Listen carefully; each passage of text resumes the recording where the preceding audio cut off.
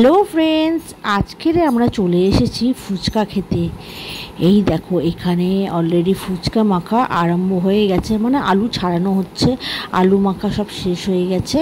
এইখানে এবার আলুগুলো রয়েছে, আলুগুলো এই দেখো ছাড়ানো হচ্ছে।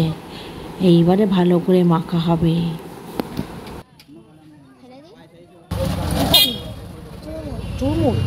ফুচকা খাবি না? সব আলু ছাড়ানো হয়ে গেছে, এবারে ভালো করে মাখছে, তারপরে একে একে সব মশলা দিয়ে দেবে। আলুটা মাখা হয়ে গেছে, ধনেপাতা দিয়ে দিয়েছে।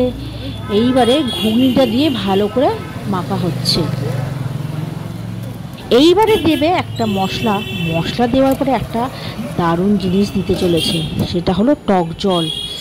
দারুণ, মানে কি বলবো, দেখে তো আমারই জিভে জল চলে এসছে। আমি জানি যারা যারা দেখবে তাদেরও এই মাখা দেখে অটোমেটিক কিন্তু জিভে জল চলে আসবে, তাই না বন্ধুরা?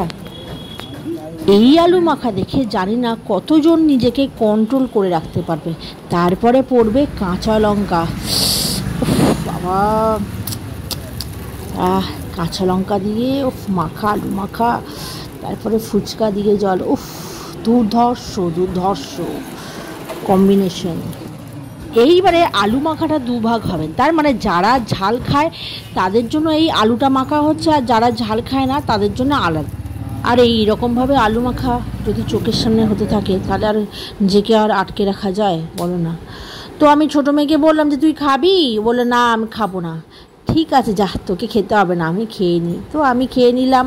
তো ও বললো যে না, আমি ফুচকা খাবো না, আমি চুরমুর খাবো।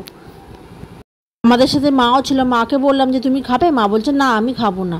তো ওই জন্য মা পাশে দাঁড়িয়ে আছে, আর ওকে বলছে কি রে, খাবি খাবি? ও বলছে না, ফুচকা খাবো না, ফুচকার জলটা খাবো। পরের জলটা আমায় দেবে। ওই দেখো, তোমাদেরকে বললাম না ও ফুচকা খাবে না, ফুচকার জল খাবে। তো ওকে একটু ফুচকার জল দিলাম। তো মোটামুটি আমার ফুচকা খাওয়া হয়ে গেছে। তো লাস্ট ফুচকা চলছে। বেশি খায়নি, গরমে তো বেশি তো খাওয়া যায় না, তো ওই জন্য অল্প করেই খেয়েছি। তো দাঁড়িয়ে আছে, ওকে বলছি খেয়ে নিই।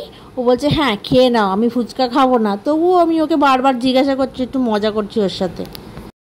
আমার খাওয়া কমপ্লিট হয়ে গেছে। এইবারে ও দাঁড়িয়ে আছে, ওর চুরমুরটা কীভাবে মাখছে সেইটা ভালো করে দেখবে বলে, আর মা আমাদের পাশেই কিন্তু দাঁড়িয়ে আছে। এইবারে ও যেহেতু চুরমুর খাবে, চুরমুরটা উনি মাখছেন। ও বলছে ঝাল দেবে না, একটু ঠিকঠাক করে করে আমাকে কিন্তু দেবে। তো বললো যে এখানে খাবে না বাড়ি নিয়ে যাবে। তো ও বললো যে না, বাড়ি নিয়ে যাব, প্যাকেট করে দাও।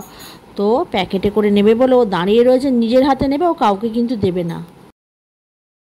অনেক সময় চুরমুর খাবার জন্য চামচগুলো দেয় না, সেই চামচগুলো ইনি ভুলে যায় দিতে। তো ওই জন্য বলছে আমাকে কিন্তু চামচটা কিন্তু দেবে।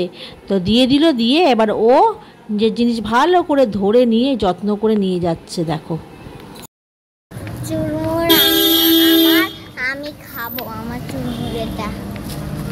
আমি ফুচকা খেলাম আর ও নিল চুরমুর নিয়ে এবার বাড়ি যাচ্ছি। আমরা বাড়িতে চলে এসেছি। এইবারে ওকে বলছি তুই গেটটা দিয়ে ভিতরে ঢুকে চল। এইবারে কখন যে ভিতরে ঢুকে গেছে আমি নিজেও দেখিনি। এবার ডাকতে তখন এ বলছে এই তো।